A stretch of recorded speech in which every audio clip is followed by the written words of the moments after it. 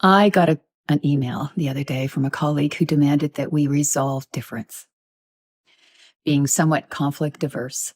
My first reaction was to feel cautious and then think of ways of avoiding this meeting, conjuring up all kinds of imagined wrongs this person may be feeling, even though I actually didn't know of any wrongs between us at the time. I wanted to protect myself from what I felt I might happen worst case. But instead, I have learned to take a breath. And then I reminded myself that I had no idea what might come up in this meeting. And then, after I felt more grounded, I considered how I wanted this meeting to go. On my part, I planned on entering it with the intent of connecting with this person openly and open-heartedly. I've been practicing this kind of method of becoming present for a very long time. I use it in my own life and in my practice, and now I want to offer it to you. I call it the Protection Connection Blueprint. Essentially, it's an easy thing.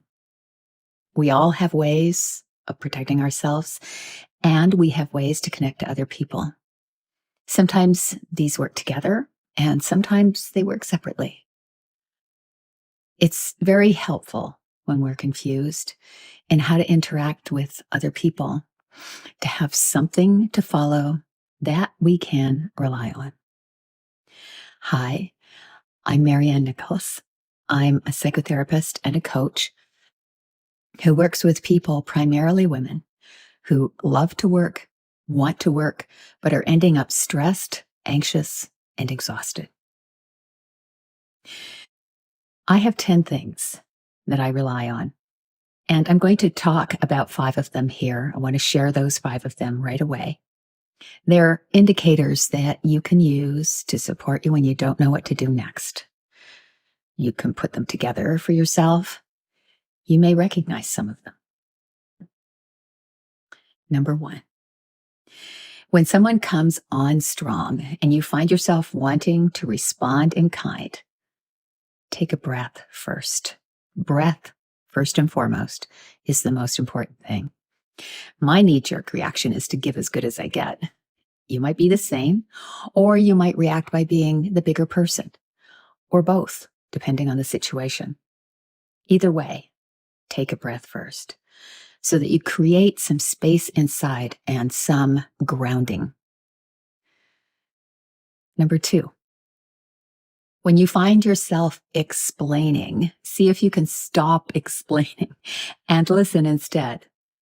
When I begin to explain, it always sounds as if I'm guilty of something. In fact, even though I know I'm not guilty of anything, some deep, small little voice inside me says that somehow I am. And then, because I'm showing guilt, others feel that too, and they act accordingly. To counter that tendency, stop explaining the second you notice that you're doing it. The other person either believes you or they don't. It doesn't have a lot to do with you, and a great deal to do with their own inner processes. Number 3, when you're seriously tempted to sink into the background, speak up instead. If you're like me, the last thing you want is to be in the spotlight. If that's happening, notice what it is you're afraid of. And if it isn't really physically concerning, speak up, even if it's short. And know that you're not alone in your feelings about this. There are many others just like you and I who know and understand what you're feeling. Next, anytime you feel your voice closing down, say something out loud.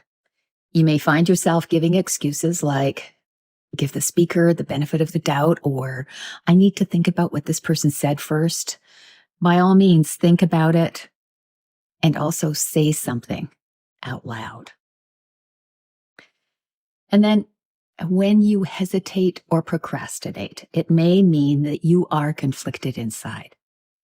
It may be a conflict between your head and your heart.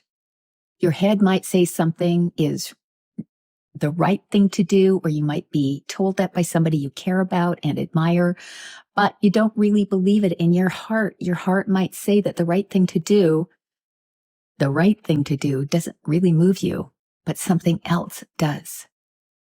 While you go back and forth between the two, you can't do anything else. And you end up being late or doing too many other things that could have been put off or done some other time. You procrastinate. So notice when you're doing that.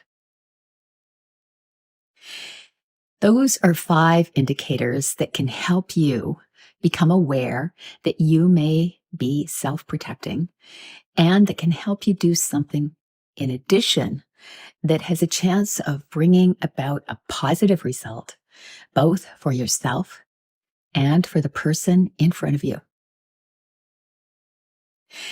They can help you learn to use your energy well. And for those of you who tend to burn the candle at both ends, well, that's me too. Being mindful of these indicators will help you keep your energy so that you can do what you love and more and not burn out. If you want the full list of 10, click below. There is no opt-in required, and I hope it helps you.